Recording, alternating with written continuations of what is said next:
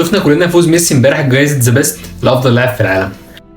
تعال اقول لك تاريخ الجائزة دي ايه، وهي آلية الاختيار، وايه الفئات اللي بيقيموها، ومين فاز بيها قبل كده، وايه الفرق بينها وبين البالون دور. الجائزة دي ابتدت سنة 2016 بعد عدم الاتفاق ما بين فرانس فوتبول والفيفا، فبالتالي فرانس فوتبول بقت تقدم بالون دور لأفضل لاعب في العالم، والفيفا بقت تقدم ذا بيست. الفيفا في الاول بتحدد قائمة ب 23 لعيب اللي هم دول ذا بيست، وبعد كده بيتم الاختيار او التصويت عليهم من 4 جهات: مدربين جميع المنتخبات، كباتن جميع المنتخبات، صحفي لكل دولة في الفيفا، ورابع حاجة تصويت الجماهير، كلهم بنفس النسبة 25%.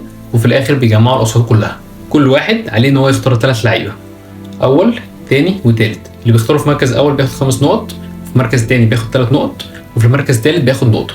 في الآخر بيجمعوا عدد النقاط. اللاعب اللي بيتحصل على أعلى عدد نقاط هو ده اللي بيكون في المركز الأول، مش أعلى تصويت، أعلى عدد نقاط. يبدأوا يجمعوا جميع النقاط، وأعلى نقط